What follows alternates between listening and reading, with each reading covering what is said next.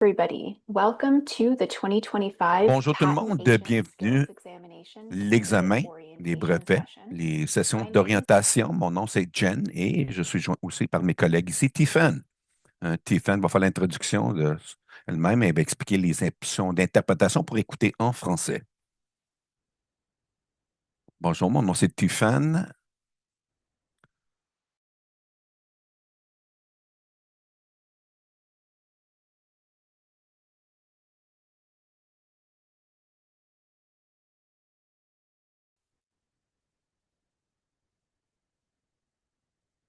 On va regarder l'ordre du jour. Nous allons discuter les points suivants. Vous pouvez trouver que ces sujets sont déjà familiers pour vous. Nous allons discuter la date d'examen, les spécifications de l'examen, plateforme d'examen, les instructions, les résultats, les pointages, processus, foire à questions, questions et contacts.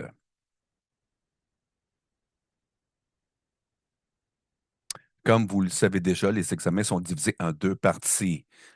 Chaque deux composantes. Chaque examen va sera tenu à tous les jours du 27 octobre au 30 octobre et les examens auront lieu à tous les jours de 1 heure à 4 heures. Heure de l'Est, 13 heures à 16 heures pour clarifier. Merci, Tiffany. Donc, je vais rapidement passer par les spécifications d'examen qui peuvent être trouvées sur notre site Web pour les agents. CABAM développe chaque examen à partir d'un ensemble de spécifications approuvées par le comité d'enregistrement afin d'assurer que les examens sont défendables. Les spécifications du test que vous trouvez sur notre site Web décrivent ce qu'un examen mesure en termes de domaine de contenu et ainsi que des lignes directrices de façon dont le contenu doit être mesuré. Ces lignes directrices s'expriment en termes de structure. Par exemple, on donne de l'information sur le format, longueur et niveau cognitif et contexte, qui sont les circonstances dans lesquelles les questions d'examen sont formulées et qui peuvent influencer leur interprétation. Les pondérations du contenu pour l'examen de qualification étaient chacun fixées par un groupe d'agents en exercice avec la direction d'un psychométricien. Ces pondérations étaient basées sur les évaluations moyennes de criticité et d'importance issues de l'enquête de validation des compétences à grande échelle administrée en septembre de 2022. Les pondérations contenues recommandées ont été présentées au comité d'enregistrement pour l'approbation. L'examen de compétences de l'agent de brevet se déroule sur 4 jours. Chaque jour évalue une composante différente. Les deux composantes A et B de la partie 1, jour 1 et 2, couvrent la rédaction, la stratégie. Ce sont des composantes rédigées les 28 et 29 octobre. La partie 2, composante A, couvre la poursuite, validité et contrefaçon. C'est la partie qui serait rédigée le 30 octobre ou le 29 octobre. La stratégie B, partie B, comprend B, couvre le reste de la validité et contrefaçon. C'est la dernière composante rédigée le 30 octobre. Les composantes A et B de la partie 1 sont notées ensemble et les composantes A et B de la partie 2 sont notées ensemble. Cela signifie que vous recevrez un rapport de performance pour la partie 1 qui fournit des informations sur votre performance dans les questions, les stratégies de rédaction, ainsi qu'un rapport de performance séparé pour la partie 2 qui fournit les informations sur votre performance dans les questions, la poursuite validée et les infractions. Mais vous ne recevrez pas de détails de votre performance spécifique pour chaque composante. J'aimerais souligner aussi que l'examen utilisé est fourni, limité si le candidat ne démontre pas les compétences sur cette partie de l'examen. Si le candidat démontre la compétence sur une composante ou une partie de l'examen, alors ils recevront une lettre confirmant qu'ils ont eu démontré avec succès leur compétence sur cette partie. L'examen utilise un format limité à livre ouvert avec un accès électronique via la plateforme d'examen à la loi sur les brevets et aux règles relatives aux brevets. Les candidats peuvent accéder à ces documents sous forme d'aide électronique sécurisée, mais consultable via la plateforme d'examen. Cela aide à garantir que tout le monde ait accès à des ressources identiques, réduit le risque de matériel non autorisé et contribue à préserver l'intégrité de l'examen.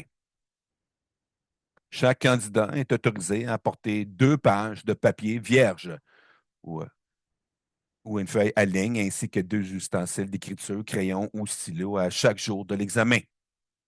Les candidats qui choisissent d'utiliser du papier brouillon devront détruire le papier devant le surveillant à la fin de l'examen. Le carnet électronique sera toujours disponible dans la section d'aide à l'examen de la plateforme.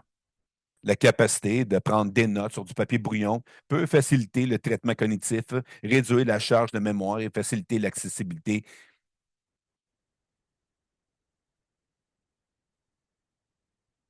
L'examen est administré à l'aide d'une plateforme informatisée supportée par Paradigm Testing. Comme toujours, eu à compléter l'examen de connaissances avant d'essayer les examens. Vous êtes déjà familier avec cette plateforme.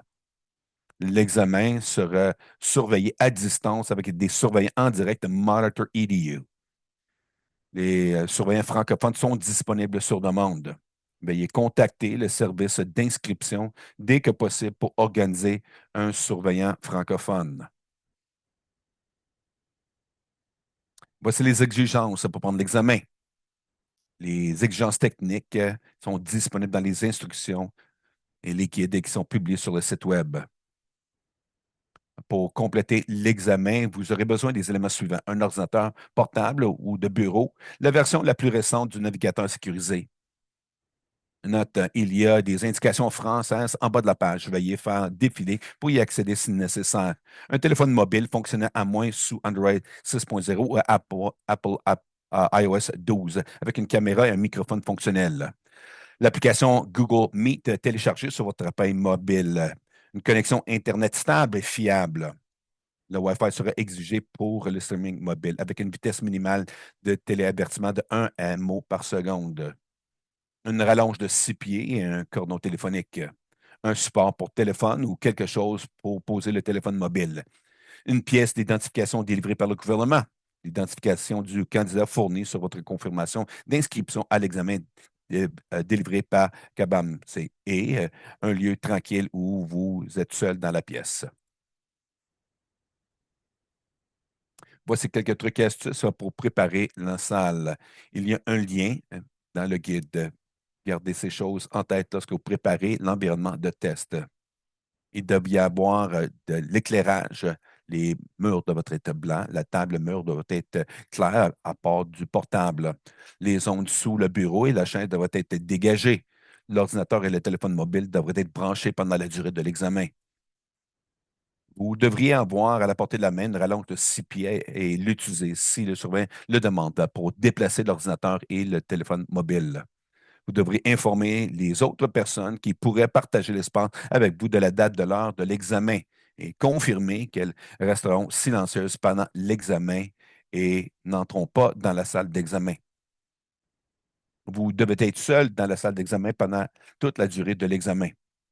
Personne ne peut entrer dans la salle d'examen pendant l'examen.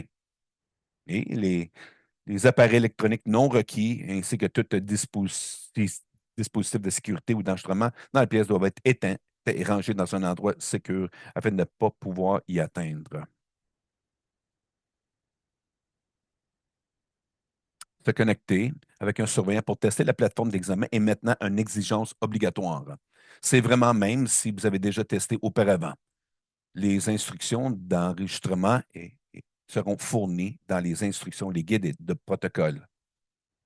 Si vous ne participez pas à ce processus, toute demande d'annulation d'une tentative d'examen pour des raisons technologiques pourrait ne pas être approuvée.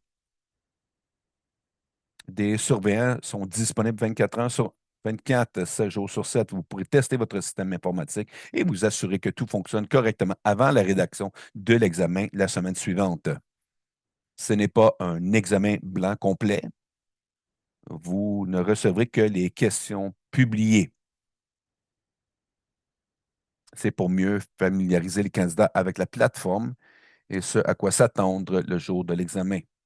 Les instructions pour communiquer avec un surveillant lors de l'enregistrement seront publiées sur le site Web. Merci, Tiffan. Bon, je voulais souligner que vous devez désinstaller l'ancienne version du navigateur et installer la nouvelle version du navigateur sécurisé avant la vérification avec le surveillant. Ça va vous permettre d'assurer que vous avez accès à toutes les fonctionnalités qui seront exigées durant l'examen. Le lien pour le nouveau navigateur est dans l'information, les instructions et le protocole là, qui est publié sur notre site Web. Durant la vérification avec le surveillant, bon, premièrement, c'est mandatoire, obligatoire. Tout le monde doit passer par ce processus. Et encore une fois, vous pouvez vous connecter avec le surveillant 24 heures sur 7 entre le 20 octobre et le 24 octobre, qui est la semaine avant l'examen. Durant la vérification, vous aurez besoin de tester les fonctionnalités suivantes. Vous avez besoin de vérifier la connexion avec le surveillant, lancer le navigateur sécurisé, la nouvelle version, taper dans les boîtes de réponse, copier et coller. Nous aurons quelques diapos plus tard durant cette présentation qui vont passer par les étapes exigées pour copier-coller. Modifier les réponses, passer d'une question à l'autre, avancer entre les questions et aussi reculer dans les questions. Mise en signet des questions, taille de la police, surlignage, fonction de biffage. L'accès et recherche dans les aides à l'examen et ajuster la taille de l'écran. Et j'ai une diapo sur comment réajuster l'écran aussi un peu plus tard dans la présentation. En termes de préparation pour l'examen, c'est très important pour que vous testez votre équipement à l'avance durant la vérification avec le surveillant. Vous ne devriez pas tester votre équipement sur le jour de l'examen. Ça a mené à des problèmes pour quelques-uns des candidats qui n'étaient pas, ou n'ont pas pu régler les problèmes le jour de l'examen. Et donc, ce candidat n'a pas pu passer par l'examen et poursuivre. Donc, c'est vraiment, vraiment important que chaque personne puisse faire la vérification en direct la semaine du 20 au 24 octobre. Vous devrez aussi avoir des pièces d'identité avec une pièce d'identité émise par le gouvernement pour enregistrer auprès du surveillant de la surveillance et lorsque vous faites l'examen. Ça, c'est pour des raisons de sécurité et confirme que la personne qui est inscrite avec nous est bel et bien la personne qui écrit l'examen le jour de l'examen et d'avoir votre numéro de candidat.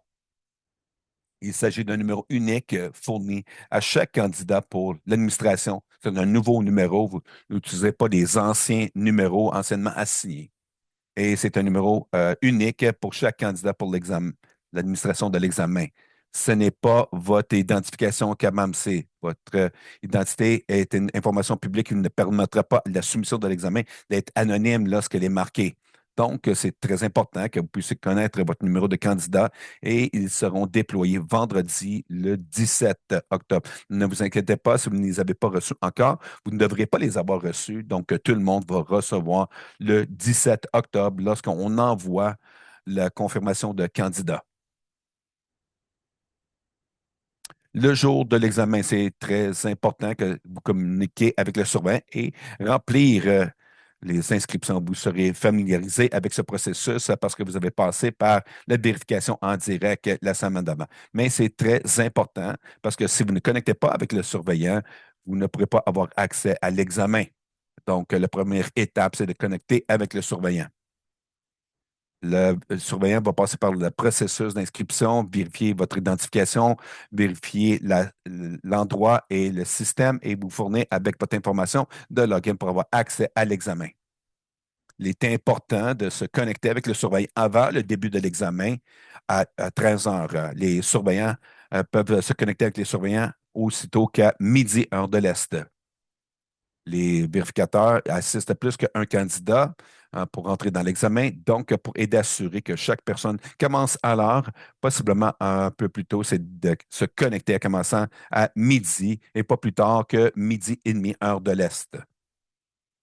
Toutes ces instructions sont fournies dans le guide d'instruction et du protocole qui sont publiés sur le site Web. Vous voulez vous assurer aussi que vous avez Google Meet déjà téléchargé sur vos téléphones mobiles. Stéphane a déjà expliqué.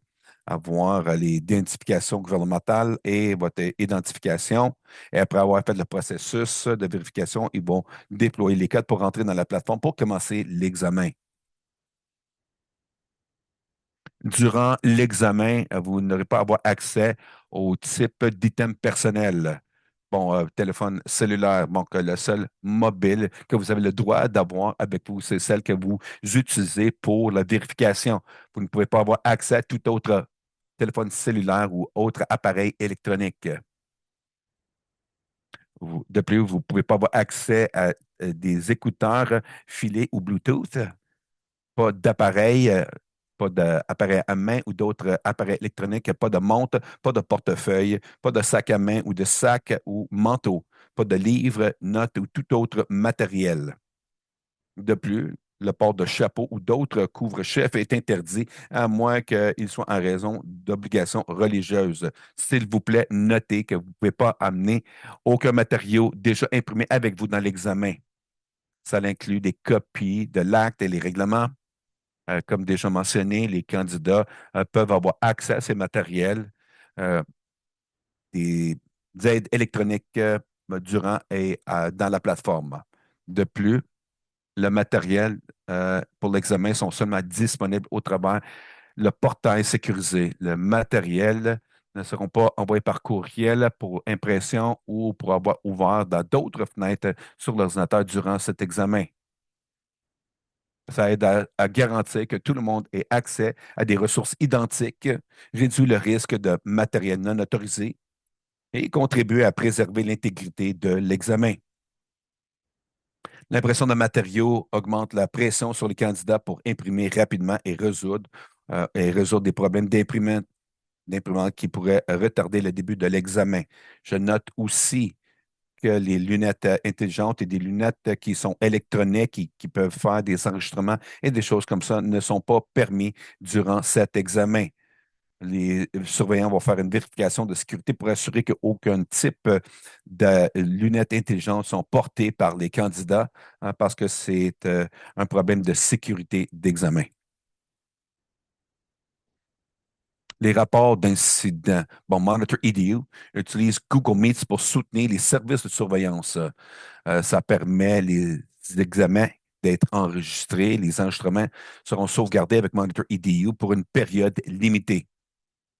Par conséquent, si quelque chose arrive durant votre examen que vous pensez qu'on devrait être informé, vous devez envoyer une demande à schedule@monitoredu.com avec votre nom, numéro de candidat et la date de l'examen à laquelle l'incident s'est produit pour demander qu'il partage l'enregistrement de l'examen avec KBAMC pour enquête plus approfondie. Ces demandes doivent être soumises à Monitor EDU avant la publication des résultats de l'examen. Collation et l'eau. Vous pouvez avoir une boisson avec vous, mais elle doit être dans un récipient transparent, tel qu'une bouteille transparente, un verre, etc., sans étiquette. C'est-à-dire que si vous avez une bouteille avec une étiquette dessus, vous devez l'enlever. Vous pouvez aussi avoir des collations avec vous, mais elles doivent être dans un Ziploc transparent pour que le surveillant puisse voir ce qui est dedans. Aussi, veillez à dire au surveillant au début, lors de votre enregistrement, que vous souhaitez prendre des collations pendant l'examen afin qu'il soit au courant. Vous recevrez 2 courriels de confirmation de Monitor EDU. Le vendredi avant la vérification, le 17 octobre, vous allez recevoir un courriel de Monitor EDU pour reconfirmer l'information pour la vérification, le surveillant, avec la semaine du 20 au 24 octobre. Le vendredi avant l'examen, le 24 octobre, vous recevrez un autre courriel de Monitor EDU qui vous fournit avec les protocoles pour les dates d'examen et des préparations de système. Toutes ces informations peuvent être trouvées sur le guide de candidat et l'information, les instructions de protocole qui sont déjà publiées sur le site Web. Les bouchons d'oreille, si vous décidez de porter des bouchons d'oreille pendant l'examen, ils doivent être neufs et en mousse qui sont encore dans l'emballage. Les candidats doivent les ouvrir devant le surveillant. Les candidats doivent informer KBAMC s'ils souhaitent utiliser des bouchons d'oreille avant le début de l'examen pour informer les surveillants. Les bijoux. Pour assurer l'intégrité de l'examen, la sécurité, on vous demandera d'enlever tout bijou avant l'examen. Par exemple, des boucles d'oreilles, des colliers, des bracelets, etc. Étant donné que c'est un examen à livre fermé, vous ne pouvez pas avoir de matériel du tout avec vous. Vous pouvez avoir des papiers brouillons et deux ustensiles d'écriture. Multiples écrans. Les candidats ne peuvent utiliser un seul moniteur, mais peuvent choisir quel ils veulent utiliser s'ils ont multiples moniteurs.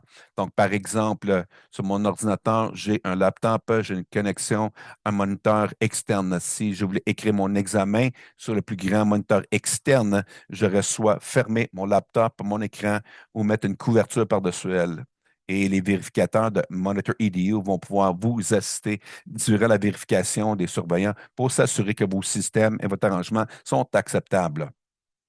Les pauses toilettes. Le temps n'est pas rajouté pour les pauses, mais elles sont permises. L'examen est seulement mis en pause ou le temps est seulement ajouté pour ceux qui sont approuvés pour des accommodements. Lorsqu'un candidat quitte la zone d'examen pour une pause toilette, les surveillants effectueront une autre vérification de sécurité lorsque le candidat revient dans la zone de test. Les candidats absents de la zone d'examen pendant une longue période, par exemple plus que quelques minutes, ou qui prennent des pauses fréquentes, seront signalés pour la sécurité d'examen. Si des problèmes de sécurité de l'examen sont détectés, les tentatives d'examen du candidat peuvent être invalidées et d'autres actions seront entreprises. Problème technique. En cas de problème technique, les candidats doivent attirer l'attention du surveillant. Cela permettra au candidat de communiquer avec le surveillant qui l'assistera pour les aider avec les problèmes. Le temps est seulement ajouté ou l'examen est mis en pause seulement si la question était hors du contrôle du candidat et qu'ils sont en communication avec le vérificateur, le surveillant. Vous avez un maximum de 3 heures pour compléter votre examen. Tous les examens seront soumis 3 heures après le début de votre examen. C'est votre responsabilité de vous assurer que votre environnement est adéquat pour le test. L'examen est affiché dans les langues de votre choix sur votre formulaire d'inscription. Veuillez répondre à la langue officielle de votre choix, l'anglais ou le français. Les problèmes informatiques, les difficultés liées à l'Internet et les problèmes de connectivité, y compris ceux résultant d'une panne de courant, doivent être adressés aux surveillants en direct pendant l'examen. Comme il s'agit d'un examen individuel, il vous est strictement interdit de consulter d'autres personnes ou matériel. Un début tardif. Tout temps manqué en raison d'un début tardif qui n'a pas été attribué à un problème de technologie sera déduit du temps total de l'examen.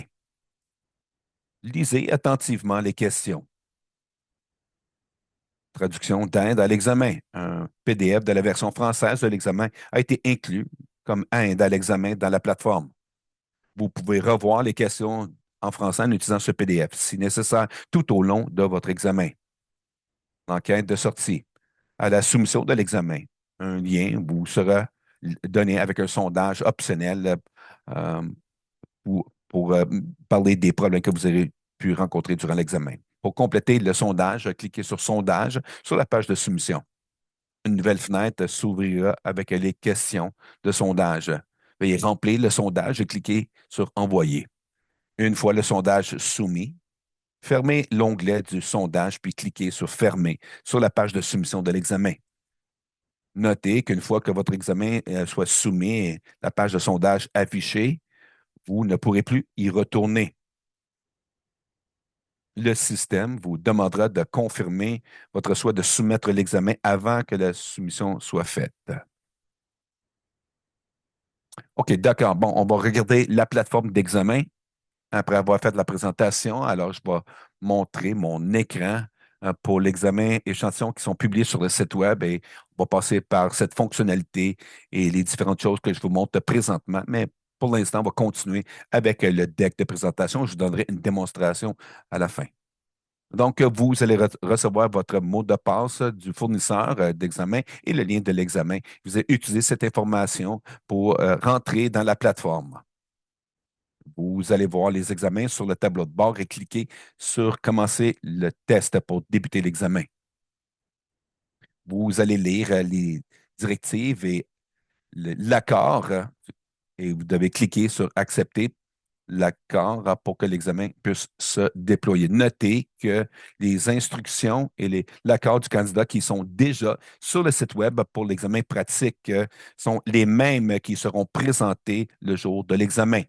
Donc, vous êtes bienvenus et je vous recommande fortement que vous puissiez lire au travers les instructions et l'accord du candidat bien à l'avance des jours de l'examen pour que vous puissiez être familiarisé avec l'information avant de commencer l'examen. Le compteur et le cadran ne commenceront pas avant d'avoir accepté l'accord de candidat que vous cliquez sur le démarrage de l'examen. Les jours de l'examen, vous pouvez prendre autant de temps que vous voulez pour lire au travers de cette section encore, mais vous laissez savoir que cette information est disponible si vous devrez faire la revue avant les jours de l'examen. Il est important de savoir que vous avez différentes options pour naviguer les questions. Vous pouvez utiliser les boutons avant et suivant. Vous pouvez cliquer sur les numéros de questions en bas de l'écran ou vous pouvez accéder à des questions tentées incomplètes ou signalées en utilisant la fonction de révision des questions. Bon, les questions signalées, c'est où vous avez cliqué, un signal, un signal, c'est quelque chose à laquelle vous voulez retourner, possiblement une question que vous avez débutée, vous n'avez pas terminé, ou une question où vous voulez faire la revue de votre réponse d'une façon ou d'une autre. Vous pouvez utiliser le signal comme un drapeau dans la boîte de revue. Nous vous recommandons que les candidats puissent confirmer que toutes questions ont été répondues avant de soumettre l'examen. Maintenant, il est important aussi de noter que même si vous tapez un mot dans la boîte de réponse, le système va considérer que vous avez répondu à cette question. Donc, simplement parce qu'une question a été marquée comme incomplétée ne veut pas nécessairement dire que vous avez complété la question. Donc, si vous avez le temps à la fin de l'examen, avant de soumettre l'examen, définitivement, je vous recommande de passer au travers de vos questions, réponses passées pour assurer que toutes vos réponses et toutes les réponses sont complètes avant de soumettre l'examen. Les questions qui sont marquées en bleu ont reçu une réponse et celles qui sont en verte n'ont pas encore été répondues. Ça serait considéré incomplète dans la boîte de revue. Je vous encourage de vérifier la section de révision des questions en bas à droite pour vous assurer que vous avez répondu à toutes les questions avant de soumettre votre examen. Encore une fois, ça pourrait être une réponse partielle, donc c'est meilleur pour vous, en fait, de retourner à chaque question de réponse et vous assurer que vous êtes confortable avec les réponses que vous avez fournies. Ici sont des aperçus qui peuvent vous montrer les types de questions qui sont disponibles sur la plateforme. Donc, pour cet aperçu, c'est un écran split séparé en deux où le matériel en arrière-plan ou une question pour les questions est disponible à la gauche et les questions avec les réponses sont sur la droite de l'écran. Un autre échantillon, un autre format, c'est le matériel qui va être disponible en haut de l'écran et sous cette partie-là sont les questions et les réponses. Donc, pour les examens de brevet, la plupart des questions sont en écran séparé à cause du matériel d'arrière-plan qui sont fournis, mais vous pouvez aussi arriver avec une question ou deux qui sont dans ce format où le matériel d'information est en haut et la question et boîte de réponse sont sous elle. Durant la vérification, il serait important pour vous de tester la recherche des aides d'examen. Nous avons rajouté un lien vers le site Web avec une courte vidéo démontrant comment utiliser la fonction de recherche sur la plateforme sécurisée. Bien, ne pas utiliser CTRL F ou commande F. Le navigateur sécurisé n'est pas configuré pour traiter cette fonction de façon cohérente. Notez que la version la plus récente du navigateur sécurisé requise pour voir l'icône de la loupe. C'est quelque chose que vous devriez pratiquer lors de l'enregistrement et rentrée. En termes de la taille, la police et le zoom d'écran, il y a des différentes façons de changer la vue de l'examen. Donc, par exemple, vous pouvez utiliser la fonte augmenter ou diminuer pour modifier la taille du texte. Et je vais démontrer ça lorsqu'on aura complété la présentation. Vous pouvez aussi utiliser CTRL plus ou CTRL moins ou je crois que si vous utilisez un Mac, c'est commande plus ou commande moins pour faire un zoom à l'arrière ou devant sur l'écran. Vous pouvez aussi faire la revue des questions dans les aides d'examen. Donc, il y aura un PDF de la version anglaise du PDF anglais et une version francophone du PDF dans les aides d'examen et vous pouvez faire la vue de tout le matériel qui sont sur la plateforme dans ces PDF aussi. Ça peut s'avérer également utile pour les candidats dont l'écran est plus petit, le texte peut être coupé pour certaines questions. Alors, si par exemple vous rencontrez une question où il y a un peu de texte qui a été coupé, je vous recommanderais de changer le format de la fonte et le zoom à l'écran pour être en mesure de voir le texte complet ou la question complète. Il y a quelques façons différentes d'utiliser la fonctionnalité de copier-coller sur la plateforme. La fonction de copier-coller peut être faite au sein de la même case de réponse. Alors, si vous voulez écrire quelque chose dans la boîte de réponse, si vous voulez être capable de copier-coller la même ailleurs, vous pouvez le faire. Vous pouvez copier d'une boîte de réponse vers une autre si vous voulez procéder ainsi. Vous pouviez copier-coller des guides pour de l'aide pour l'examen. Vous pouvez copier-coller de la question, du contexte ou des documents de référence qui sont sur la plateforme. Il y a deux méthodes pour copier-coller. La première, on va l'appeler la méthode au clic droit et la deuxième méthode, la méthode du glisser et déposer. Alors, dépendamment de ce que vous allez choisir, va déterminer la méthode à utiliser. Je vais montrer la première méthode à l'écran. L'an dernier, il y a quelques candidats qui ont eu des problèmes avec la fonctionnalité de copier-coller. Si vous connaissez des problèmes, une situation problématique durant l'examen, ou les espaces entre des mots qui avaient été tapés précédemment, qui ont été enlevés, vous pouvez le mentionner à votre surveillant et procéder avec l'examen. Ne vous inquiétez pas à réparer, ouais, à réinsérer ces espaces entre les mots. Le groupe consultatif de l'examen va être avisé et vous n'allez pas être pénalisé pour les problèmes causés par la fonctionnalité. Donc, pour procéder avec la méthode à clic droit, lorsque vous copiez-collez à partir d'une case de réponse, une boîte de texte ou d'une boîte de réponse à une autre, vous allez sélectionner le texte que vous souhaitez copier. Vous faites un clic droit, sélectionnez copier et vous allez ensuite faire un clic droit dans la boîte de réponse et sélectionner coller. Une fenêtre contextuelle va s'ouvrir comme suit. Et les candidats doivent cliquer à droite à nouveau et copier le texte copié dans la boîte de texte, appuyer sur OK et le texte va apparaître à l'intérieur de la boîte de texte. Alors maintenant, j'ai demandé à ce qu'une requête soit déposée pour présenter ceci en français.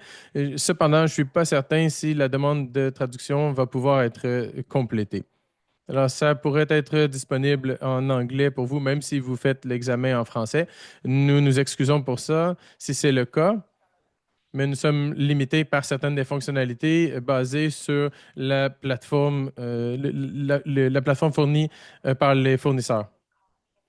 Maintenant, l'autre méthode de clic droit pour le copier et coller à partir des outils d'aide à l'examen du contexte, des documents de contexte, vous vous devez sélectionner le texte que vous souhaitez copier. Alors, disons que vous êtes dans la loi sur les droits et dans les règles, vous devez appuyer sur CTRL-C ou Commande-C, naviguer de retour vers votre boîte de réponse, cliquer à l'endroit où vous voulez insérer le texte et vous faites un clic droit, sélectionner Copier, coller. La fenêtre va s'afficher à nouveau. Vous devez faire le même processus. Vous devez cliquer à droite, coller le texte à l'intérieur de la boîte de texte, appuyer sur OK. La boîte de texte va s'afficher et le texte va être affiché à l'intérieur.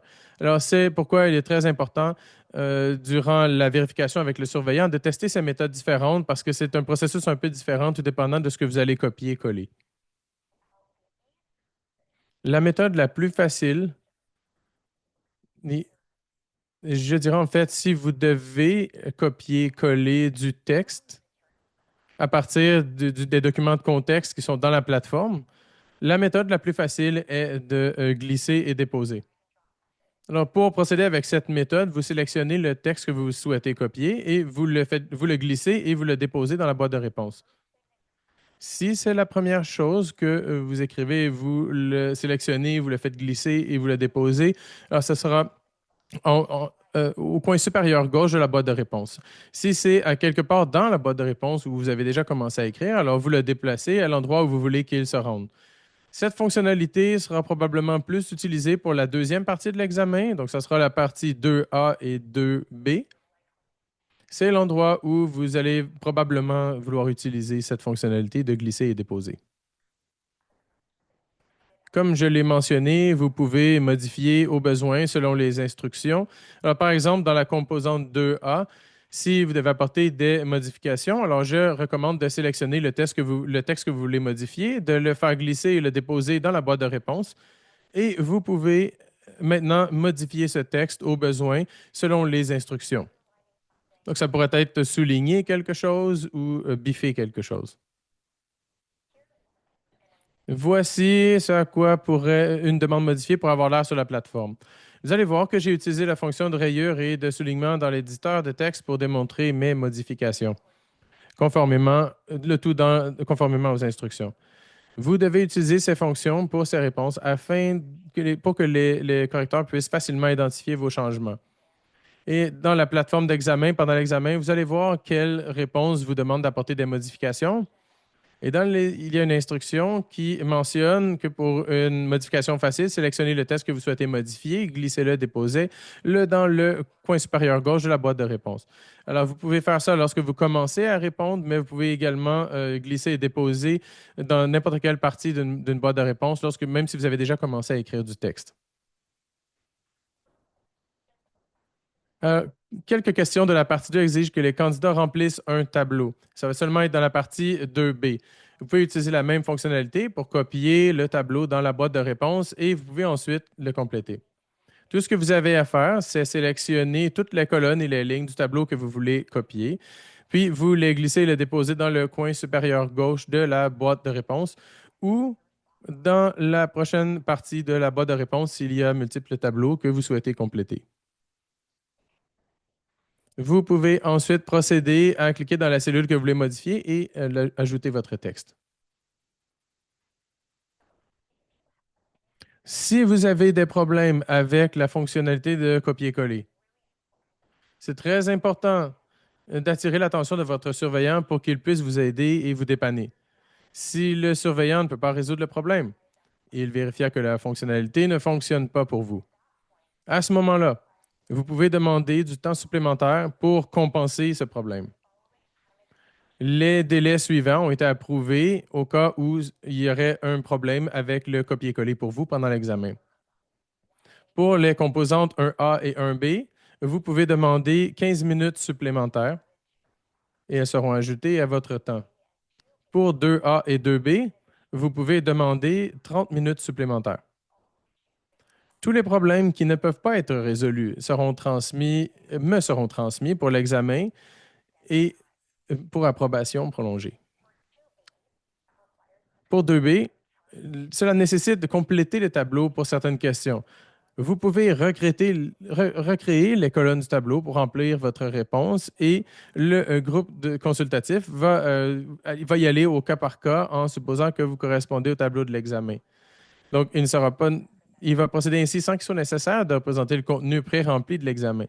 Vous pouvez également abréger le langage de la réclamation pour préciser à quel élément vous faites référence. Ça, c'est si vous n'êtes pas capable de faire fonctionner la fonction de copier-coller et vous devez taper ou recréer ce que vous aviez à faire pour l'examen sans utiliser cette fonction ou cette fonctionnalité. Comme j'ai mentionné plus tôt, si vous vivez une situation pendant l'examen où les espaces entre vos mots précédents sont supprimés, vous pouvez poursuivre l'examen. Ne vous inquiétez pas de revenir, de corriger l'espacement. Vous pouvez aviser qu'il y a quelque chose qui s'est produit durant le sondage de sortie, comme Stéphane l'a expliqué précédemment. Le conseil d'examen a été informé de ce problème. Il n'y a personne qui va être pénalisé pour des problèmes d'espacement. Il y a quelques problèmes qui pourraient être possibles pendant l'examen. Pour qu'on soit capable de vous aider, il est important que vous sachiez ce que ces problèmes pourraient être. Et sur la prochaine diapositive, Stéphane va décrire comment attirer l'attention d'un surveillant pour régler ces problèmes. Si vous subissez une coupure d'électricité, une coupure soudaine d'électricité qui, qui interrompt l'examen ou qui fait en sorte que les appareils des candidats se ferment. Alors, si vous perdez la puissance de votre appareil, alors restez calme.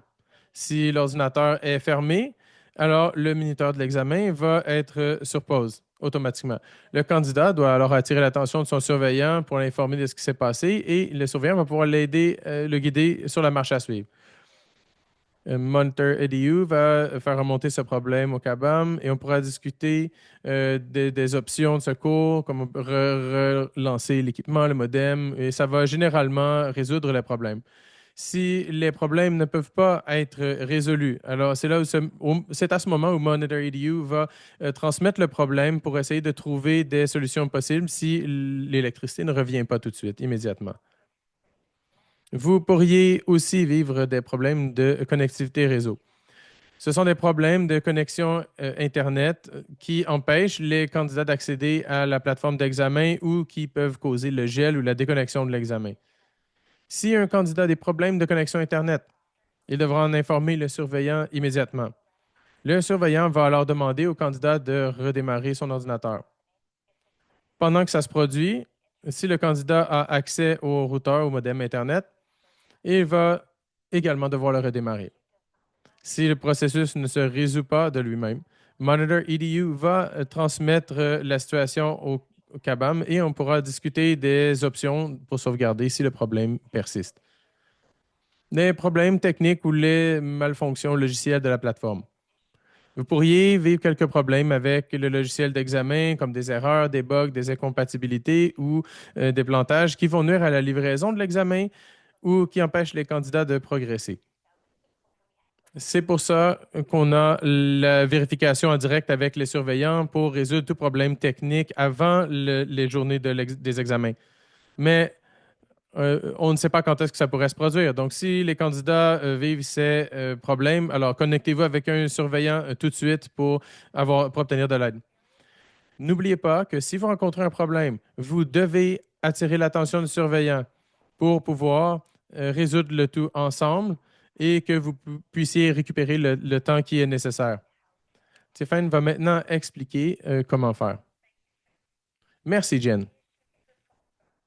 Si vous avez besoin de surveillant pendant un examen, veuillez dire votre nom, levez la main et attendez que le surveillant vous reconnecte avec l'audio. Les surveillants peuvent gérer plus qu'un candidat en même temps. Donc, si ça leur prend une minute pour répondre, il se peut qu'ils soient en train d'aider un autre candidat. S'ils ne répondent pas, alors veuillez prendre votre téléphone et faites signe à la caméra ou tenez votre téléphone pour qu'ils puissent voir que vous avez besoin de quelque chose. Veuillez ne pas vous déconnecter de la vidéoconférence sans avoir parlé d'abord au surveillant. J'aimerais maintenant porter notre attention sur les résultats et la notation. Il n'y a pas de méthode unique pour déterminer une note de passage défendable pour tous les tests ou à toute fin. Différentes méthodes conviennent à différentes circonstances.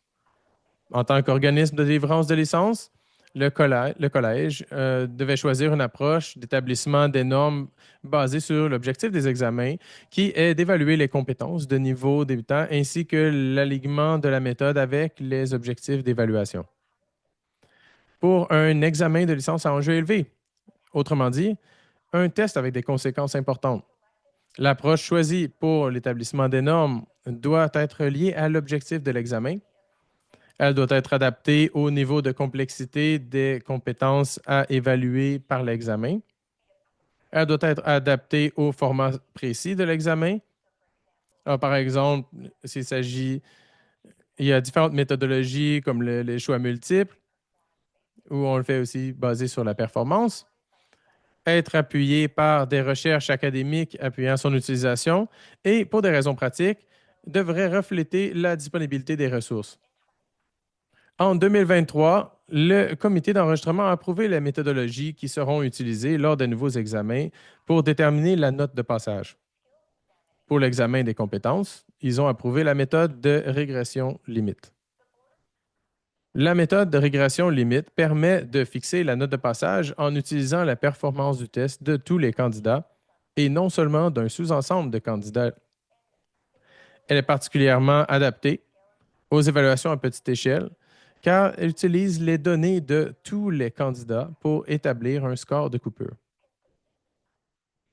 Comme pour d'autres examens à enjeu élevé, une norme minimale a été établie par un processus systématique d'établissement de normes qui implique un panel de corrigés considérés comme des experts dans le domaine.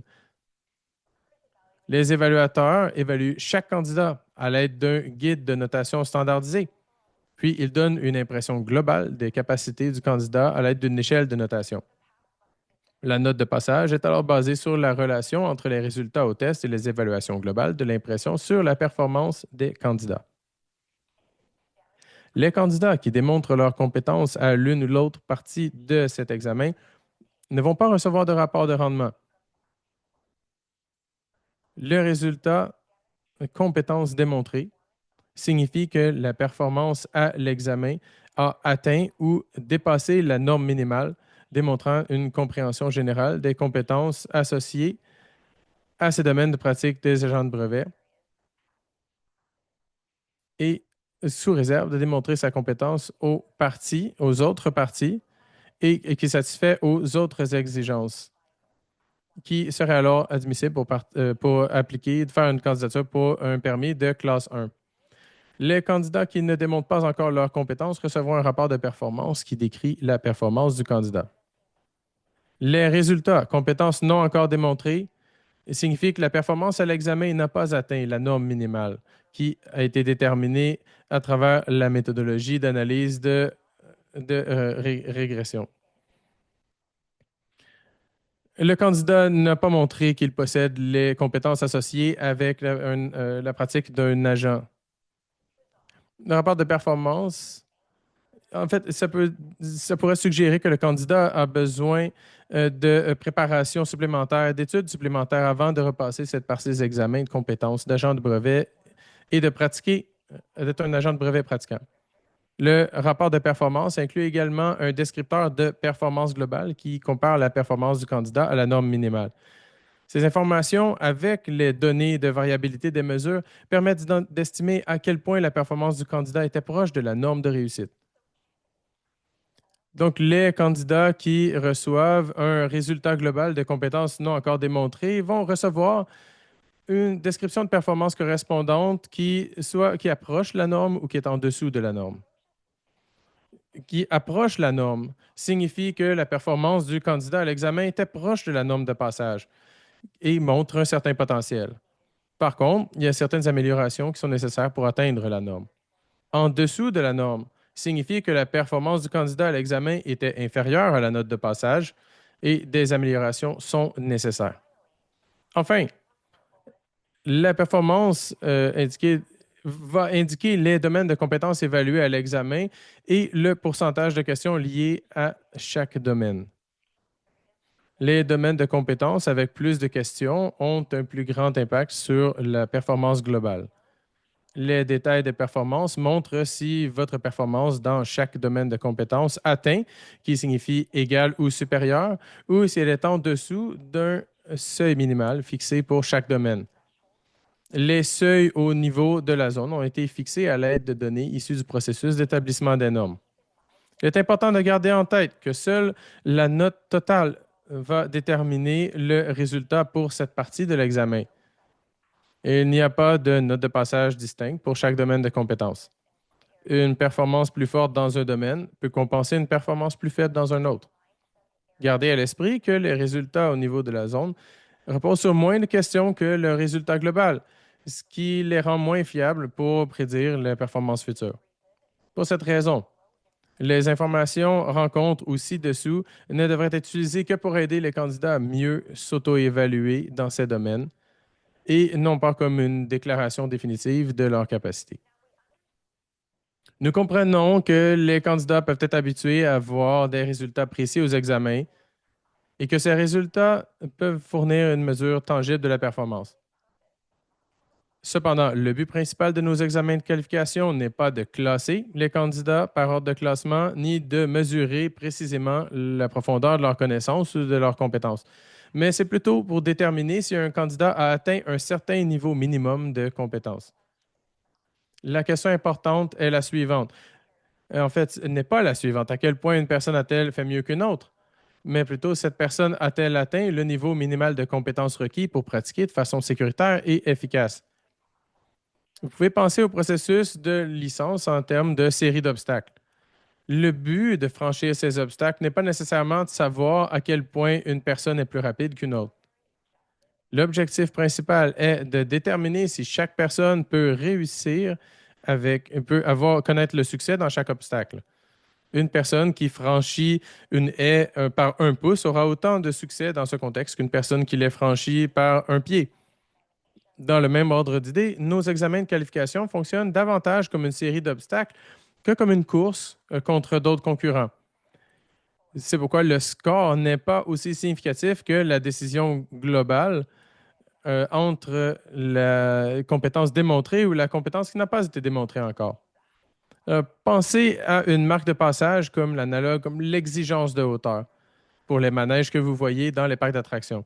Lorsque vous approchez d'un manège, il y a un panneau qui indique la hauteur minimum pour qu'un visiteur puisse monter dans ce manège. Le but de la mesure n'est pas de voir qui est le plus grand, mais de s'assurer que tout le monde dans l'attraction respecte une hauteur minimale pour des raisons de sécurité. De la même façon, notre examen ne porte pas sur la personne qui obtient la meilleure note, mais sur la capacité où chaque candidat a réussi à atteindre le niveau de compétence nécessaire pour exercer la profession de manière sécuritaire et efficace. De plus, le fait de se concentrer sur les résultats plutôt que sur les notes numériques peut aussi réduire la compétition entre les candidats, qui peut aussi diminuer le stress lié au test.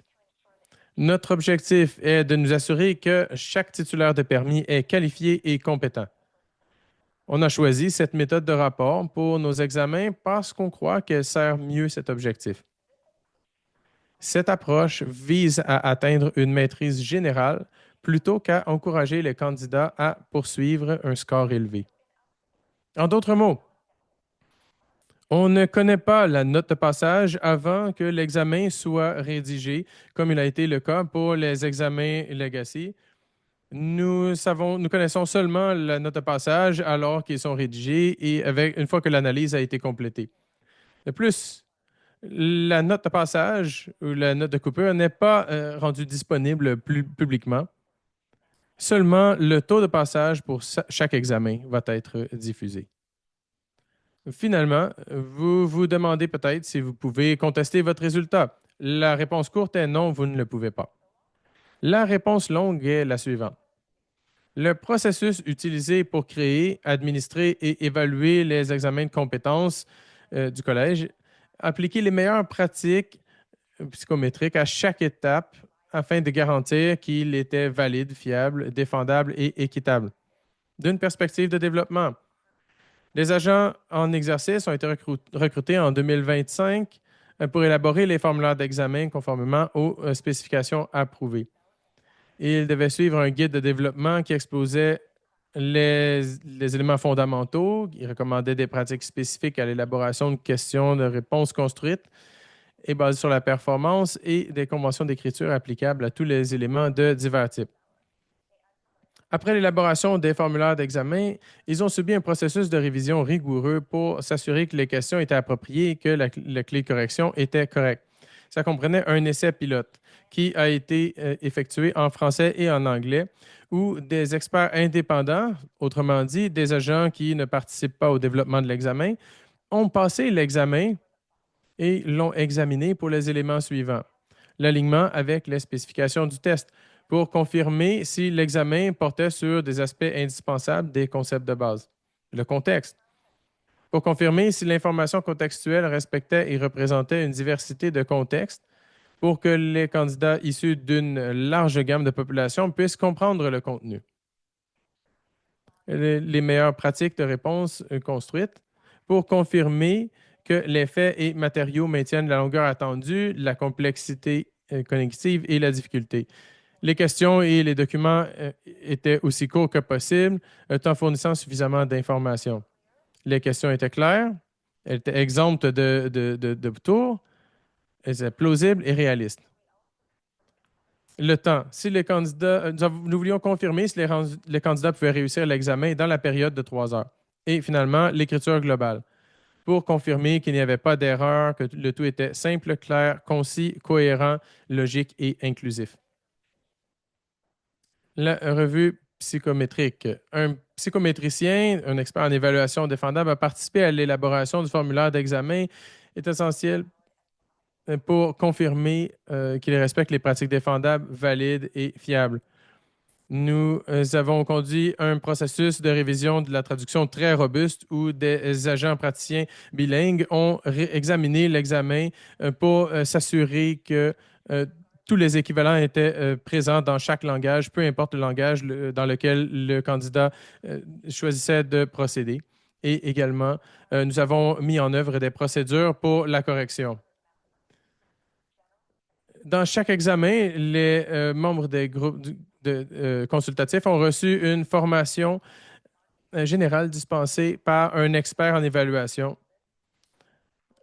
Ils participent à ils ont complété l'examen des exercices qui sont connus comme des exercices de calibration pour s'assurer que la notation soit fiable. Les examens ont aussi été corrigés avec la correction mise à jour au besoin pour s'assurer que le tout soit consistant. Il y a 2 correcteurs indépendants ont noté chaque soumission. Les pairs de correction disputent les marques de divergence au niveau de la question. Après la discussion, ils s'entendent sur un score final pour chaque question ou une série de points. Et avant de finaliser leurs résultats, chaque examen est vérifié pour détecter la présence d'erreurs comme des notes manquantes, des échelles de notation incomplètes ou toute erreur de saisie de données.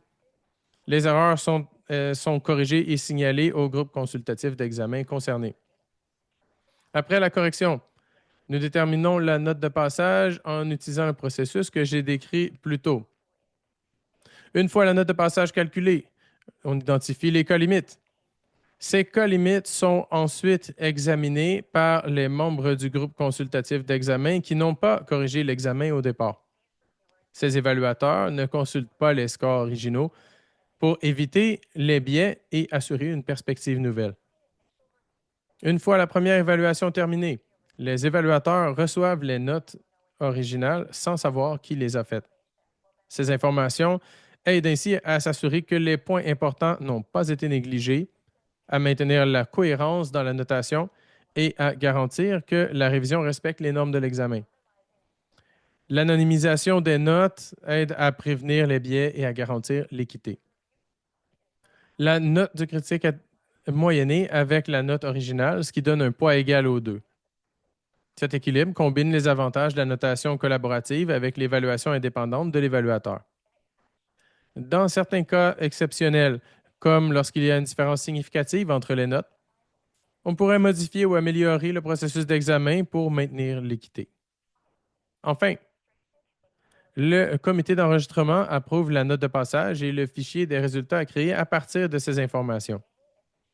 Tout autre cas limite est examiné selon le processus décrit. Le fichier de résultats est vérifié pour son exactitude avant la création des rapports de performance. Alors, tout ça, en fait, pour dire que les candidats ne pourront plus accéder ni consulter leurs documents d'examen après l'examen. C'est ainsi pour protéger l'intégrité et la sécurité du processus d'examen. Comme décrit, pour répondre à toute inquiétude concernant ce changement de processus, nous avons mis en place de nombreuses mesures de contrôle pour vérifier l'exactitude des résultats avant qu'ils soient présentés aux candidats. Le processus d'examen de dossier limite se fait automatiquement et sans coût supplémentaire pour le candidat. Le processus simplifié de notation et d'examen limite des cas répond préventivement à toute préoccupation concernant l'exactitude des résultats et il élimine le stress ainsi que l'impact financier du processus de recorrection pour les candidats. Parce que chaque demande de recorrection pour une composante de l'examen de compétences coûterait 500 $ plus les taxes. Les examens de compétences seront administrés une fois par année, donc une fois en 2025, une fois en 2026, en 2027 et ainsi de suite à l'automne. Tous les agents en formation sont autorisés à passer l'examen des compétences jusqu'à 2 fois.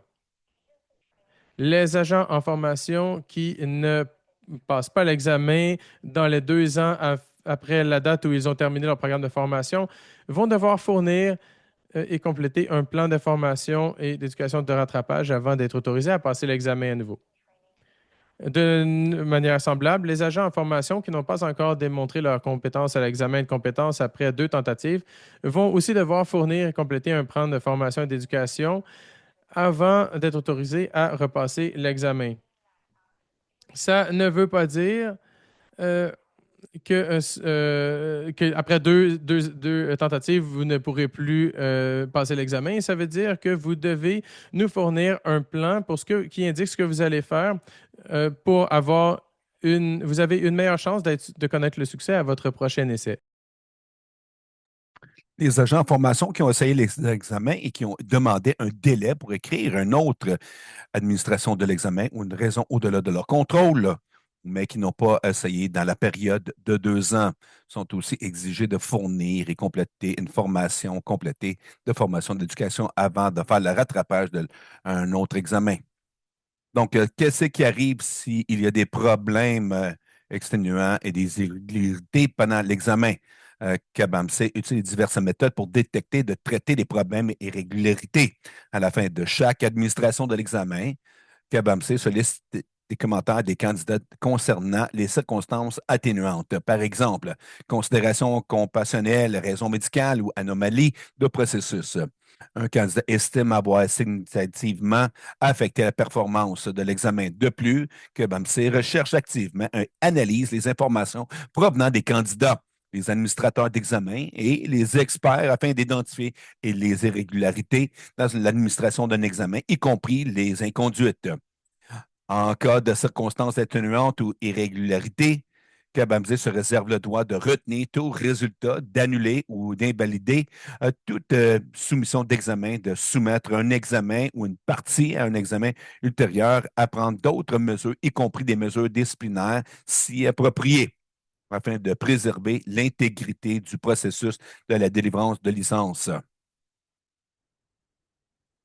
Donc, les ressources sont disponibles sur notre site Web pour aider les candidats à se préparer à l'examen de connaissances. Cela inclut le guide du candidat, le guide de mise en place qu'il faut étudier, les spécifications du test et l'examen d'exemple.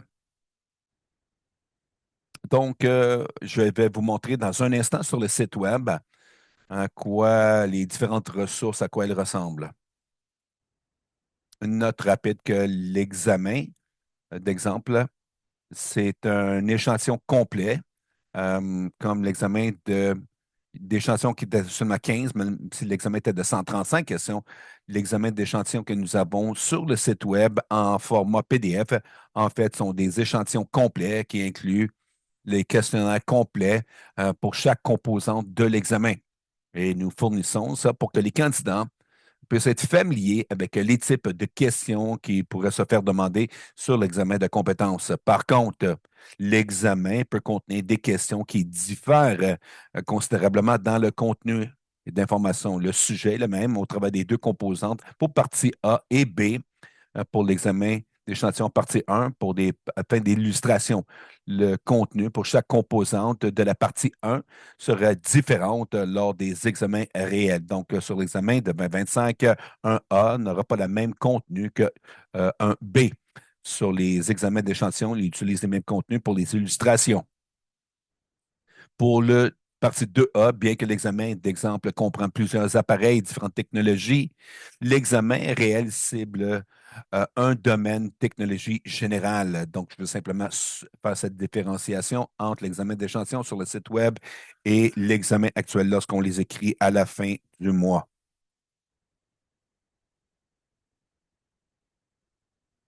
Merci, Jan.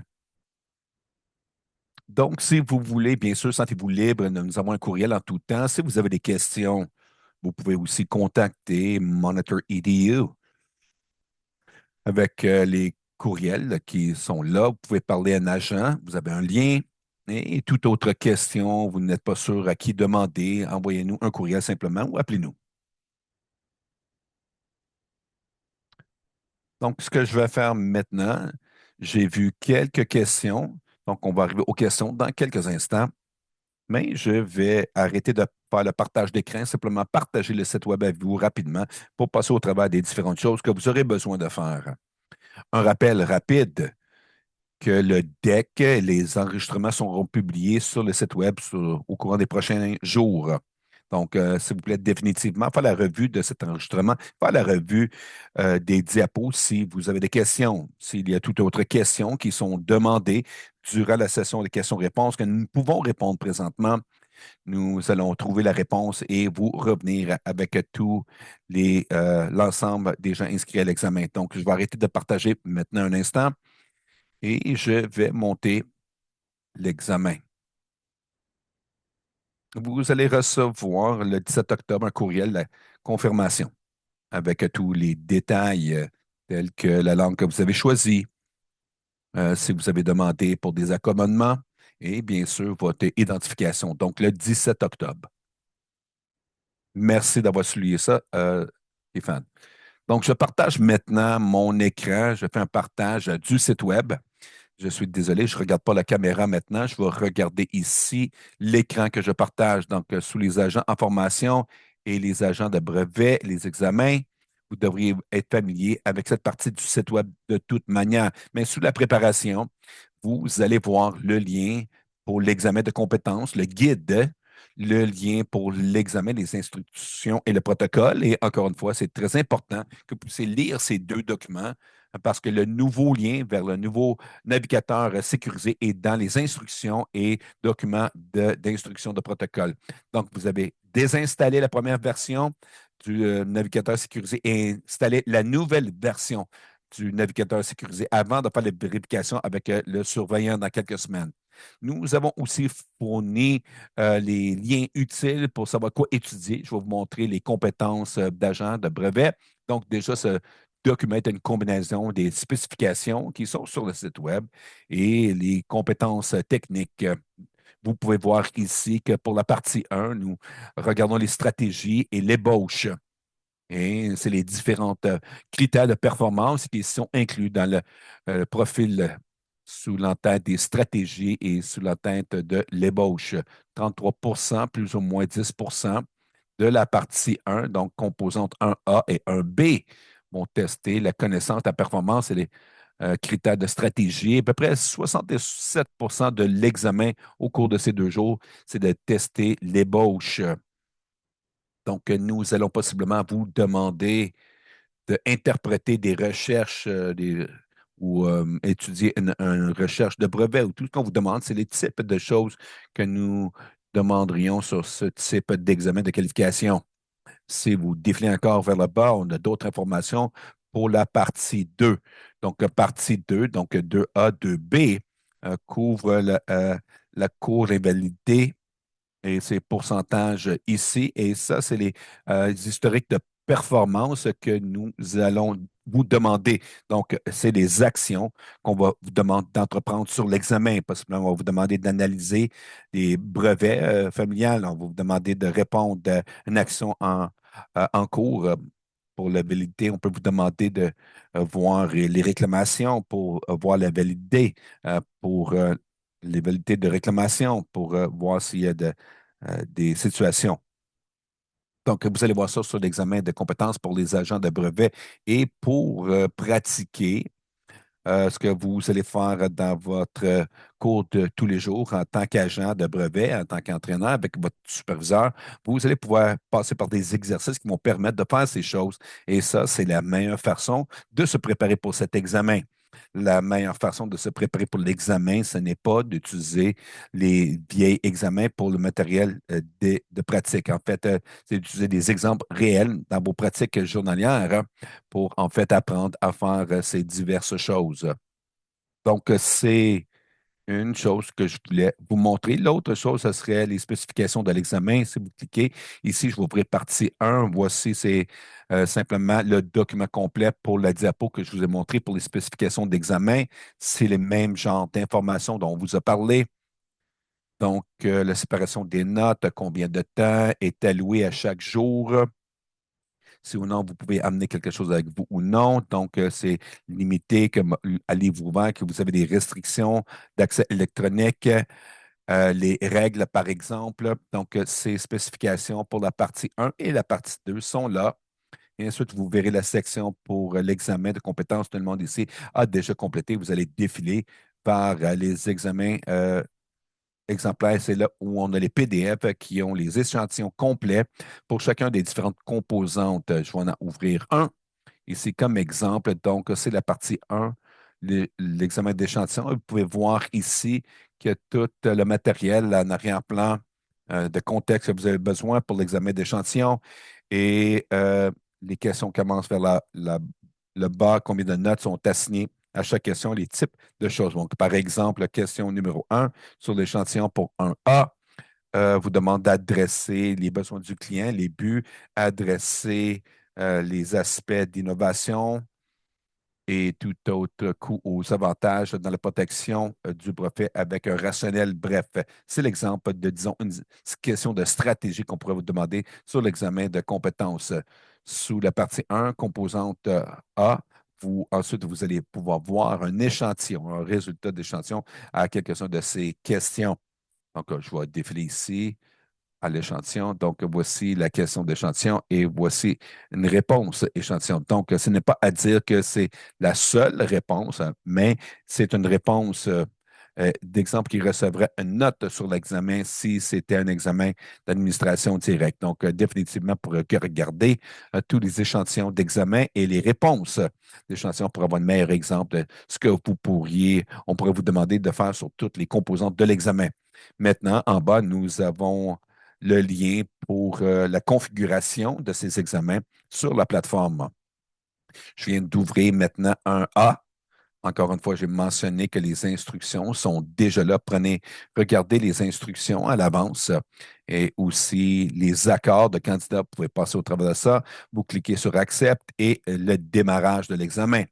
Bon, pour cet examen échantillon, on a configuré quelques questions pour chaque composante sur la plateforme. Donc, vous ne verrez pas toutes les questions pour les échantillons sur la plateforme pour ceci, mais c'est quelque chose que vous pourriez voir à l'avance. Vous pouvez rentrer maintenant sur le site web et lancer, déployer ces exemples. Maintenant, on va souligner quelques points, différents aspects de la plateforme que vous devriez déjà être familier avec parce que vous avez déjà écrit les examens de connaissances. Mais ici, à la main droite, vous allez voir le décompte. Tout le monde commence avec 3 heures et il y a un décompte à partir de 3 heures. En bas à gauche, ici, vous allez voir les questions, 1, 2 et 3, ils sont tous en bas parce que nous n'avons pas fourni de réponse dans la boîte de texte ici.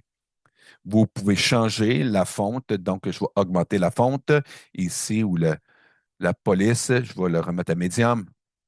Et à la main droite de l'écran, ici, si vous cliquez sur les revues des questions, c'est la boîte de revues aussi où vous voyez quelles questions vous avez écrit une réponse, lesquelles ont été incomplètes ou aucune réponse. Et si vous avez mis un drapeau, un signet, et si vous faites la revue de tout, tous les filtres vont partir. Vous allez voir tout l'examen complet. Ici, sur l'onglet à droite, vous allez voir les aides d'examen. C'est là où vous avez accès aux brevets, les réglementations sur les brevets. Et je vais souligner aussi, je vais remonter ici sur l'examen des compétences, le guide au lien dans les actes et les règlements seront la version sur la plateforme, c'est la version qui a été utilisée pour développer le contenu de l'examen. Donc, ce n'est pas la version la plus courante que vous pourrez trouver sur le site web canadien. C'est les versions qui ont été en place lorsque l'examen a été développé plus tôt cette année et c'est des versions qui seront disponibles pour vous au travers de l'examen. Donc, nous voilà ici. Je vais fermer ça. Vous pouvez voir aussi que nous avons des PDF de l'examen. C'est là où vous pourriez voir le PDF de l'examen et la version francophone aussi.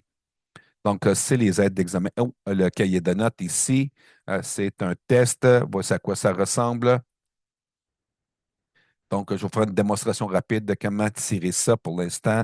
Je vais sélectionner ce texte ici. Je vais vous montrer le texte qui est déjà là, que je veux vous montrer, copier, coller, et je veux le tirer ici, le coller en haut à gauche de l'écran. Vous pouvez voir ici que le texte est maintenant disponible.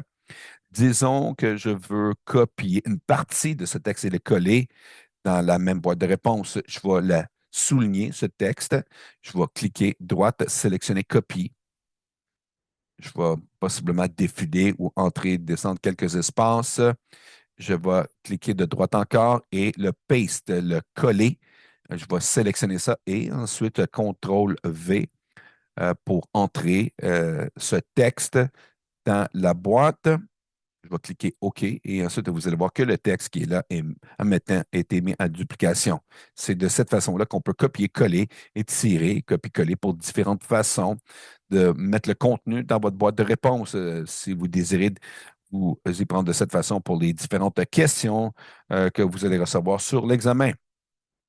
Une démonstration aussi du surligneur et de barrer. Et vous pouvez enlever le surligneur. Si vous cliquez enlever, ressigner, cliquer, sélectionner et cliquer enlever. Bon, c'est le résumé de ce que je voulais vous montrer pour la démonstration. Et je vais arrêter de partager l'écrit ici et je vais aller à la boîte de questions-réponses. Donc, pour les agents francophones, si vous écrivez en français, vous pouvez le faire aussi. Donc, même si vous avez demandé d'avoir l'examen en anglais ou que vous voulez écrire votre réponse en français, vous êtes bienvenu et vice-versa.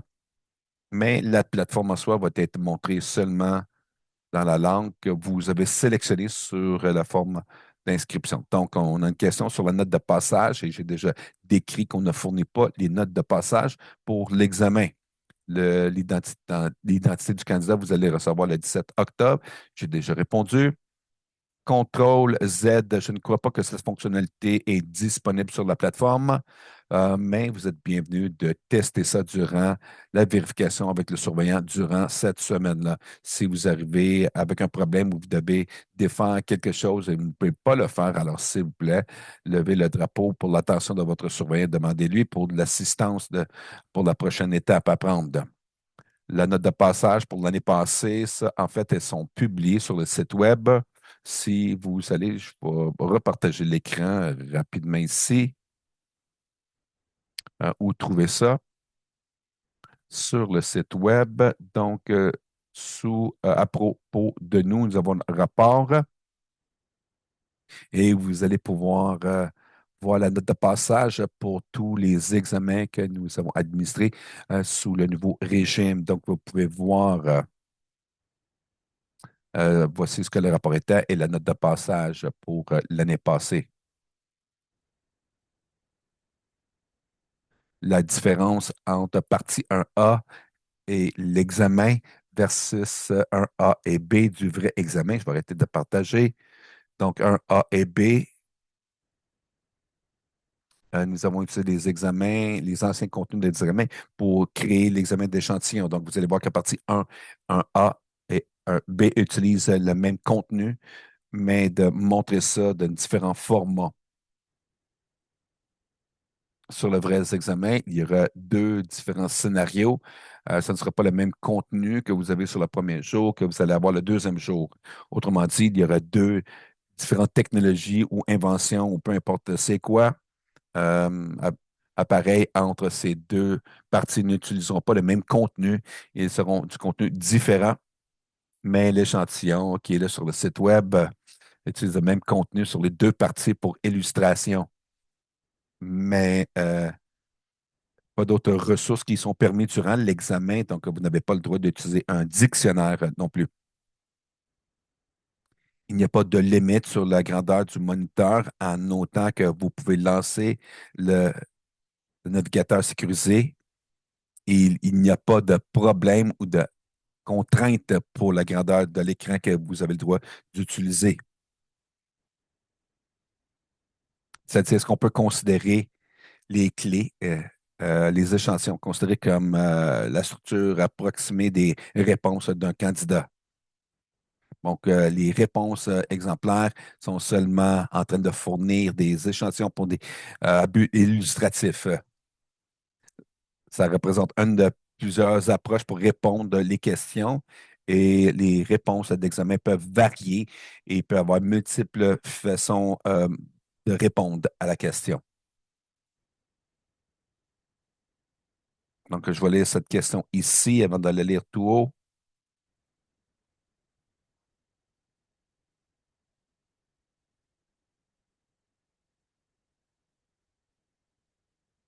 Comme j'ai dit, les réponses d'échantillons sont là pour des illustrations seulement. L'examen, les réponses peuvent être différentes pour ce qu'on pourrait s'attendre de voir d'un candidat. Et il y aura multiples façons d'adresser une question. Donc, simplement parce qu'il y a quelque chose qui est visible sur l'examen ne veut pas dire nécessairement qu'on s'attend de voir quelque chose de faire euh, sur l'examen. Il y aura une différente façon de répondre. Prochaine question, est-ce que c'est possible d'augmenter ou diminuer le tableau après avoir copié-collé comme dans Microsoft Word? Non. Une fois qu'on copie, une fois qu'on met le tableau dans la boîte de réponse, vous devrez taper la réponse dans les cellules qui sont disponibles. Il n'y a pas une seule façon que je recommande pour changer la grandeur du tableau, parce que vous allez passer plus de temps à formater votre tableau que vous serez en fait de répondre à la question. Donc, ma recommandation serait de simplement tirer, copier-coller telle qu'elle apparaît sur l'examen et ensuite de cliquer dans la boîte que vous voulez répondre et de commencer à taper votre réponse. Vous pouvez voir combien de questions sur chaque composant de l'examen. Sur l'examen d'échantillon, vous pouvez regarder l'échantillon 1A, 1B, 2A et 2B et je peux voir qu'ils sont le même nombre de questions que vous allez voir sur l'examen, même si les questions sont différentes. Donc, les notes pour ces examens, le rapport de performance et les résultats pour ces examens seront déployés en février. Vous pouvez voir sur le site web sous les agents en formation et qualification d'examen pour de brevets, il y a un tableau de résultats vous défilez.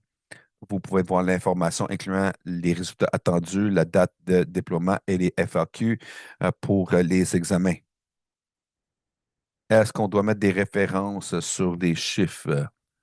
Donc, sur cette plateforme d'examen, il y a des réponses texte et vous êtes responsable de répondre à la question qui est posée. Donc, on ne vous demandera pas de mettre des étiquettes sur la plateforme d'examen. Ou possiblement, vous aurez besoin de regarder les chiffres fournis et se référer à ces chiffres-là dans votre réponse. Vous ne serez pas exigé, par exemple, de physiquement mettre une étiquette sur la plateforme d'examen. Les marques vont être affectées par les différences de police. Non, bon, peut-être comme mentionné, s'il y a des problèmes dans les textes, comme s'il y a un espace entre les mots disparaissent, non, vous ne serez pas pénalisé pour ça et on ne vous exige pas, ne recommande pas de rentrer et pour réparer ces choses. Vous allez simplement gaspiller du temps que vous pourrez utiliser pour répondre à d'autres questions ou de faire la revue de vos questions. Donc, s'il y a des problèmes avec les différences, s'il y a une fonte qui est plus grande, une plus petite fonte, vous ne serez pas pénalisé pour ces types de choses, de formats qui peuvent arriver.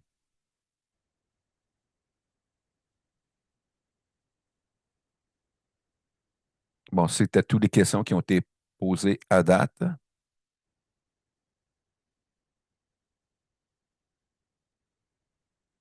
Je vais laisser la boîte ouverte encore quelques instants pendant que je dis mes remarques de fermeture. Et s'il y a d'autres questions qui passent, voilà, vous ne pouvez pas utiliser le dictionnaire. J'ai déjà répondu à la question. Il n'y a pas d'autres ressources permis à utiliser durant l'examen. Vous avez seulement le droit d'apporter votre papier brouillon pour chaque jour d'examen, un crayon, stylo, papier. Et si vous avez accès à l'acte et les règlements au travers de l'aide, l'assistance euh, sur la plateforme. Vous n'avez pas le droit d'utiliser d'autres ressources durant l'examen.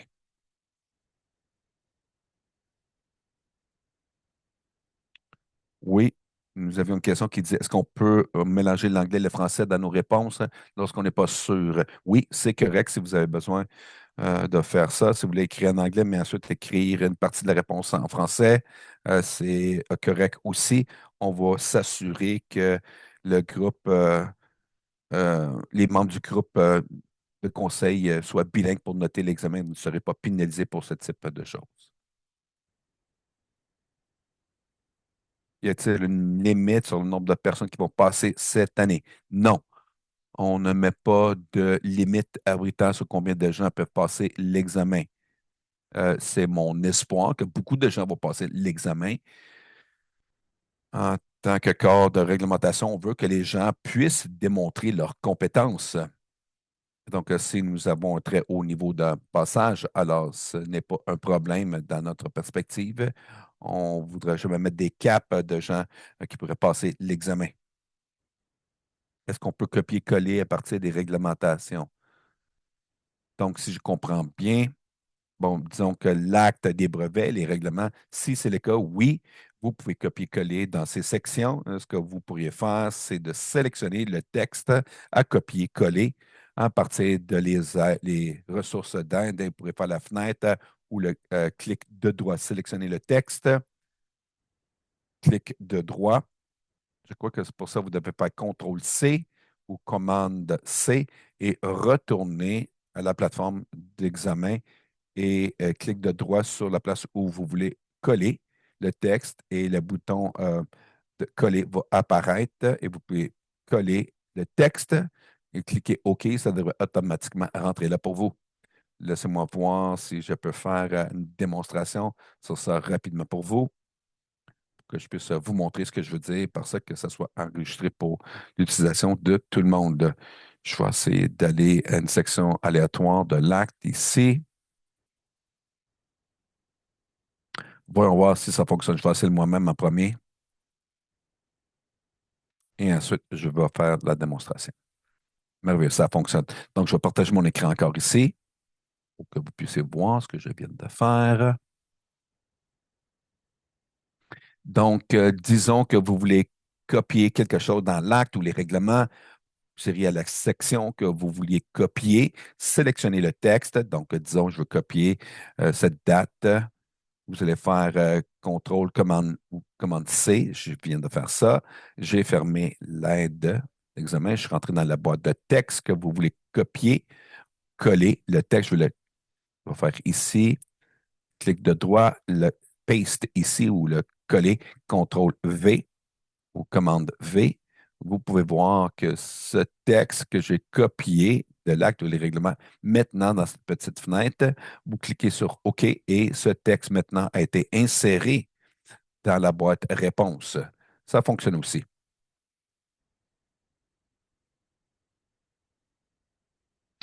Tel que mentionné, les échantillons sont disponibles sur le site Web. Je ne pourrais pas vous dire exactement ce qui est sur l'examen cette année, mais vous pouvez voir un A, un B et les types de questions qui seront posées sur chacun de ces examens. Nous avons à peu près 90 candidats qui vont écrire l'examen cette année. Il y a certains candidats qui écrivent une partie s'ils sont ils ont failli ou un échec à une partie. Il y en a qui écrivent les deux parties s'ils sont des nouveaux ou ils n'ont pas eu de succès avec les deux parties l'année passée. La prochaine question, si un candidat passe seulement une partie, est-ce qu'ils seront exigés de faire une formation supplémentaire pour pouvoir être dans la prochaine année? Donc, ça dépend combien d'essais qu'ils ont déjà eu. Si c'est le deuxième essai de la personne et qui n'ont pas de succès avec les deux parties ou une partie, peu importe la partie qu'ils n'ont pas complétée l'année d'avant, alors oui, ils seront exigés de faire une formation supplémentaire, un plan d'éducation pour établir l'éligibilité pour refaire cette partie-là à la prochaine examen. Donc, si c'est le premier essai à l'examen de compétences et qui n'ont pas demandé une exception, on pourrait leur peuvent s'assurer à la prochaine administration sans avoir de la formation supplémentaire. Si la personne a anciennement demandé une dérogation techniquement pour 2024, mais techniquement la première demande, mais ça va être au-delà de cette marque de 2 ans, ils vont devoir faire une formation remédiée ou supplémentaire.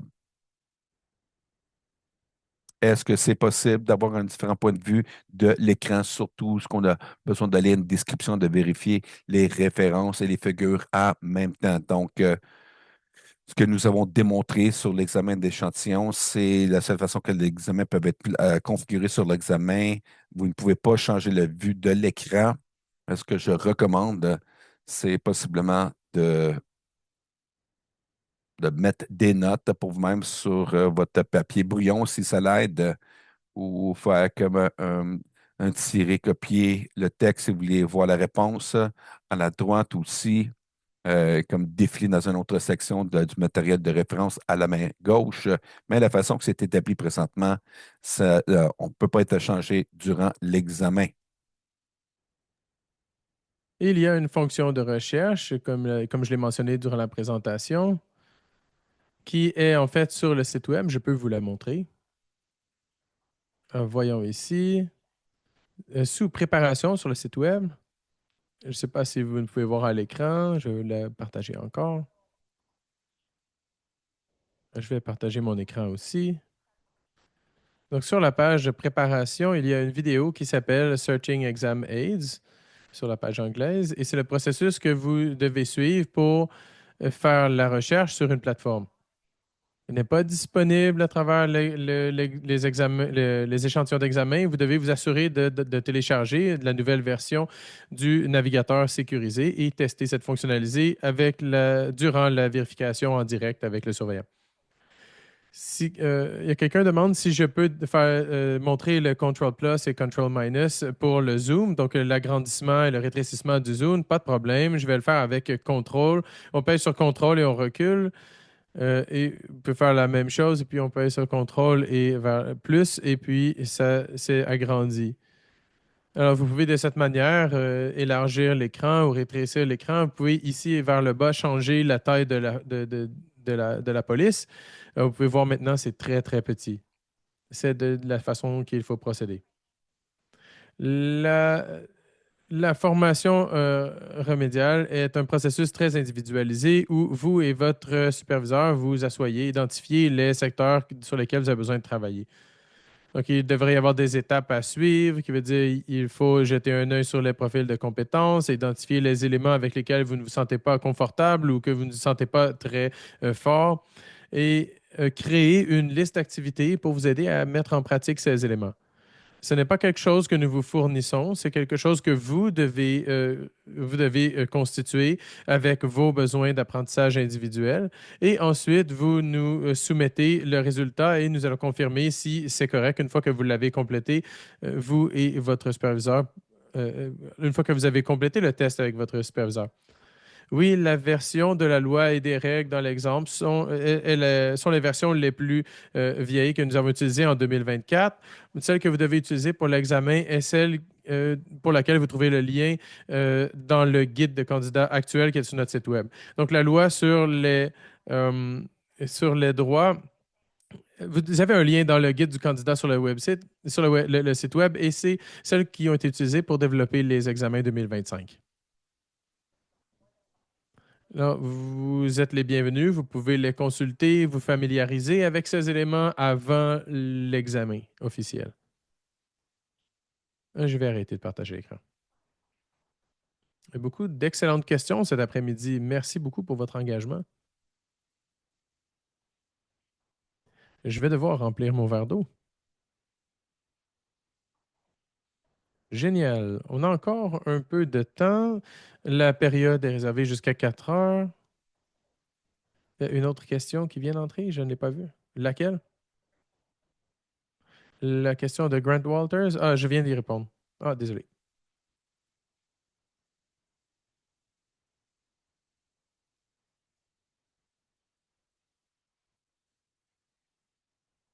D'accord.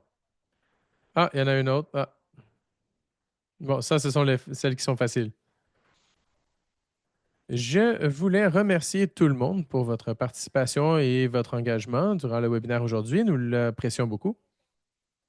Si vous avez besoin de quelque chose, vous avez des questions auxquelles on n'a pas eu de réponse aujourd'hui ou quelque chose qui se présente plus tard, sentez-vous libre de communiquer avec Tiffen et moi à travers le courriel d'inscription et nous allons faire notre mieux pour vous répondre aussi rapidement que possible. En tant que rappel, vous allez obtenir vos confirmations le 17 octobre et qui vont comprendre vos identifications de candidats. Alors ne vous inquiétez pas, vous n'avez rien manqué.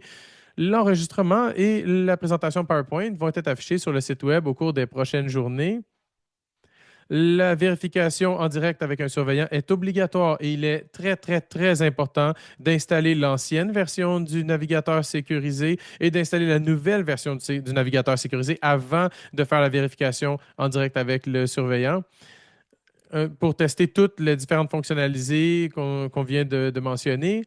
Vous pouvez également tester les échantillons d'examen qui sont sur la plateforme, sur le site Web, pour avoir une idée de comment les choses se déroulent et jouer un peu là-dedans. Mais il est très important de le faire sur le navigateur sécurisé dans cet environnement pour s'assurer que tout fonctionne comme il faut avant les jours d'examen. Je souhaite profiter de l'occasion pour remercier notre personnel qui participe à l'appel. Merci à Vicky, merci Dana pour votre assistance, merci Tiffany pour être ma co-présentatrice. Tout le monde est génial dans l'équipe d'interprétation. Nous apprécions vraiment tous ces éléments, toutes ces personnes. Je vais mettre fin à ce webinaire cet après-midi. Merci encore et nous vous souhaitons bonne chance dans les semaines à venir. Bonne chance. Encore une fois, bon après-midi à tous. Merci.